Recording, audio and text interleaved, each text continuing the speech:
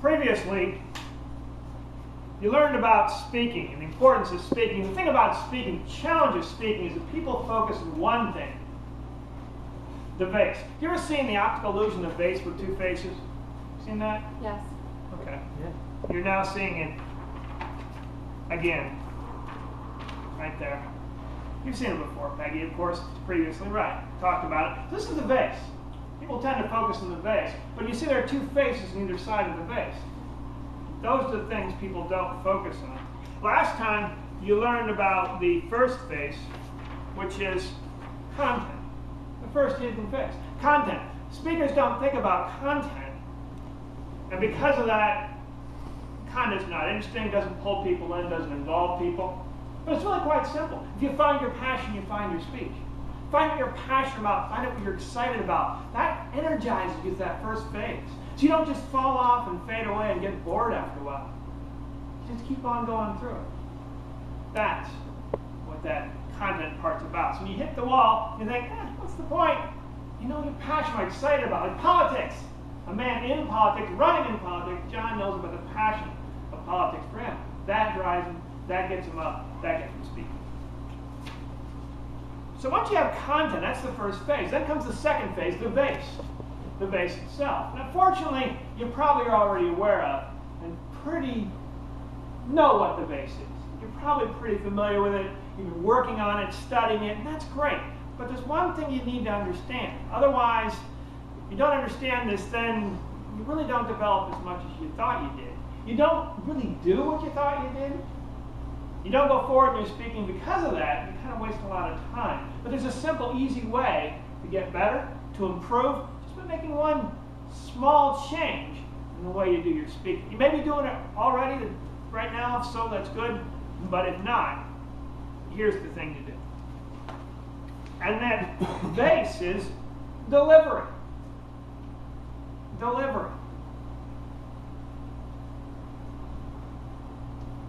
Primitive visual aids, as they say. I'm one who hasn't gotten over to technology yet, because technology hasn't gotten over to me. Delivery. Delivery is so important. If you don't know what delivery is, it's simply everything you do up here to get your message out there. Right, Prez? Everything you do up here to get the message out there. And fortunately, if you're in Toastmasters, you have the greatest delivery tool probably ever made, man, woman, child, animal, dolphin, whatever. The best delivery tool, the Common Communication Manual. Have you heard of this? Yes. You know what it is? Yeah. You've been in Toastmasters for a while, probably know the Common Communication Manual because it's the first manual you get when you join Toastmasters. Have been in Toastmasters for a while and you have no clue what the Common Communication Manual is, then check your mail. You may have a surprise waiting for you there. The Common Communication Manual. If you're a guest or if you're just new to Toastmasters, that manual steps you through 10 different speaking projects. Each project you develop a different skill. You start out just kind of talking, just kind of getting comfortable up on stage. You build all the way up to inspiring your audience. Along the way, you learn things like vocal variety, word choice, gestures. Right, Chris? Yeah, Chris has been coming along really, really well, and has got the great gestures to show the proof. Exactly. So it's a really great tool, the Common Communication Manual. So if you join Toastmasters, this club, hopefully, another club perhaps, still check out the manual. But there's a problem with delivery, and a challenge with delivery. And if you don't solve this problem, said you really aren't going to improve. You're going to waste a lot of time. You're not going to be able to know really what to do or what to do next. And you'll find out that it's just not enjoyable being on stage. You're getting nervous, you're getting scared, you're still nervous, you're not doing well, you don't know why. And that is that there are 3 speeches. For every speech you give, there are 3 speeches. The first speech is the speech you want to give. The second speech is the speech you thought you gave. And the third speech is the speech you actually gave. Problem is, most speakers only know 2 of those 3 speeches. They know the speech they want to give, and the speech they thought they gave.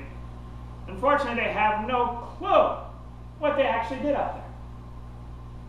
You ever experienced that? You get up on stage, you get off stage, and you say, what happened? What happened? I know I was up there doing something. I know I was saying something. What was it? And afterwards, people tell you, say, hey, here's what you did up there. And you say, I didn't really do that, did I? Oh, yeah, you did. You get evaluators talking about it. And, yeah, you did this. No. There's only one way to know what you actually did up there. And that is video. Video and watch the video.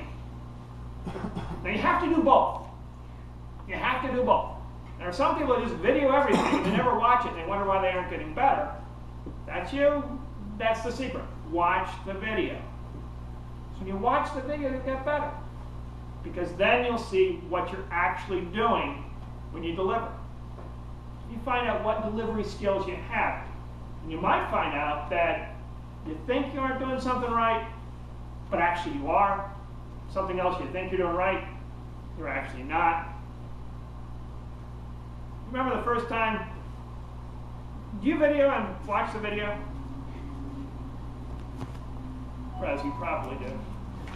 Just modest. Sort of, okay. You ever seen something you didn't expect to see on there?